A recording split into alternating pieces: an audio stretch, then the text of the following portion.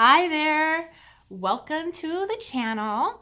And I wanted to give a quick shout out and thank you to everyone who subscribed recently. I am on a goal here to get 100 subscribers so that I can change the link of my channel. So thank you if you are one of those. For those of you who may not know me, my name is Jill Dell. I'm a licensed hypnotherapist based out of Seattle, Washington. I help people design lives that they love, one decision and one choice at a time. Today we're working, and I'm going to be speaking in today's episode of the 30 for 30 challenge. It's the 30 for 30 wins challenge, and this is a holistic health challenge. It's really focused on body movement and healthy lifestyle. We focus on tips, tools, mindset, motivation, inspiration, and support for all of these things being added into your life. So today we're going to be chatting about measurements, measuring up, and some serious fallacies that people hold on to from the fitness and weight loss communities, okay? So we're going to be talking about that and shedding some light on those. So if you're new to the channel, I would like to welcome you and encourage you to subscribe. Also, you'll see a link up above. This is to day one or video one of this challenge, and you can get all caught up by clicking that link and heading back through. So again, today we're going to head off now and talk about measuring up. Okay, so originally, I guess it was probably 4 years ago, I did one session of hypnosis for weight loss, and one of the things that I programmed in was getting out and doing, 5 to 15 minutes of walking a day, 5 days a week, drinking some water, and quitting nighttime snacking. So, long story short, I had injured my ankle pretty badly, and that was about all I could do. I was pretty heavy set at that point. I was carrying around about an extra 10 to 15 pounds of weight on my body, and it was mostly from being in a sedentary or not very physical lifestyle for a little bit over a year and a half-ish, a year, somewhere in there. So I started out this journey, and I was finding people along the path that I could look at for inspiration. And one of the people was a figure competitor. They're kind of in the bodybuilding category. And she was amazing. She was cut and defined. Her determination and her just complete focus on getting into the gym and working on her body and reaching her goals for that competition were amazing, right? And I just followed her and was just amazed. And she just was this tiny little, wisp of a thing, but there was just like no fat on her body. She had all muscle, and it was incredible.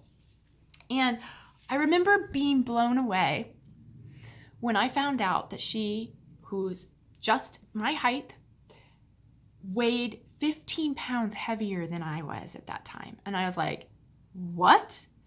But her 15 pounds was 15 pounds extra of muscle. And she had a much less, like way less, body fat percentage than I had. You see, I had been using the bathroom scale to measure my weight. And that's what I kind of thought it was all about, was the bathroom scale, right?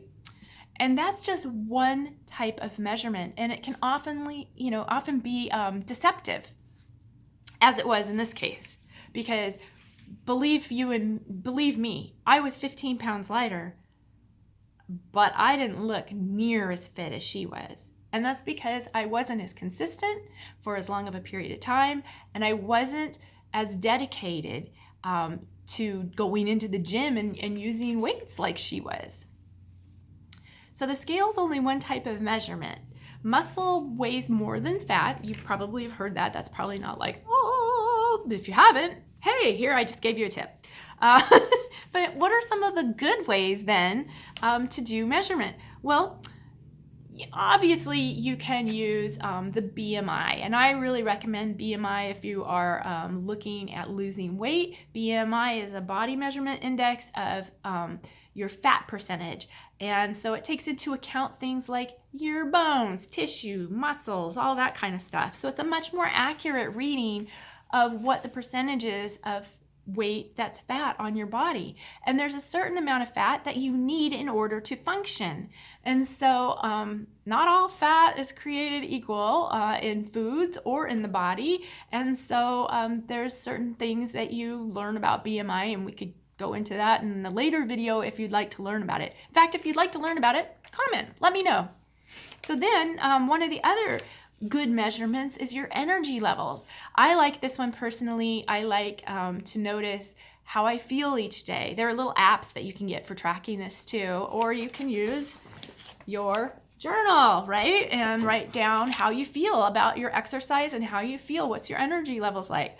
I'll tell you what, when I had started out, that 15 minutes seemed like a big deal. I don't think I would have fathomed that I would be out hiking with my son for 7 or 8 hours last week, or that I would be out doing really hard racing for 13, 15 hours straight, right? At that time, 15 minutes was what I had, right? And that's where my energy level was. So energy levels is a great way to track and measure. Another good way is how your clothes fit and feel. If you have a bunch of clothes that you're holding on to in your closet but you can't wear right now because none of them fit, that's probably an indicator that either A, you need to clean out your wardrobe and let go of that and start loving the body you're in, or B, that potentially it's time to up your game a little, either in how much exercise you're getting or in creating healthier eating habits and drinking habits, right? Okay, then, but it's another measurement of, other than the scale of what fits you, right? Then you've got how consistent you are. How many days a week are you actually following what you say you're gonna do in diet and in fitness, right? So you can say a lot of things. You certainly can write a lot of things. And if you aren't following those things and you're not being consistent, it doesn't really help, right? You can have all knowledge in the world, but if you're not acting on it, that's not a very good way to get somewhere, right? So measure it, track it, right? Then you can also track these measurements, which are great. Long, like length. How long a time are you doing things? How far, the distance, how far are you going? Then how fast, how much time is it taking you to get that distance, right? Then also, if you're lifting weights, how heavy are those weights? Are you going up in the amount of weight that you can do? Are you for counting for reps? How many reps are you doing? So that you can know what your base is and where you start, and you can track over time where you're going. The biggest measurement, though, I think that's the most important, is consistency. Being able to be consistent with your workouts, because consistency over time is small wins, and those small wins add up and gain momentum, right? It's one of my key things. Small wins add up, gain momentum. So when I started training, like I said, 15 minutes of walking, and I couldn't ride the bike for more than 5 miles. And now I've completed 2 70.3 mile half Ironmans, and was this year looking forward to doing a full, but with COVID and some back problems, that's going to be pushed off to next year. But I couldn't jog, I couldn't swim when I started into triathlon.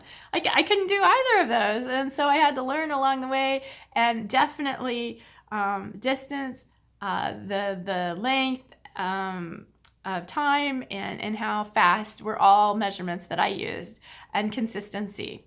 So as you can see, there are a lot of different measurements other than the scale to measure up with, right?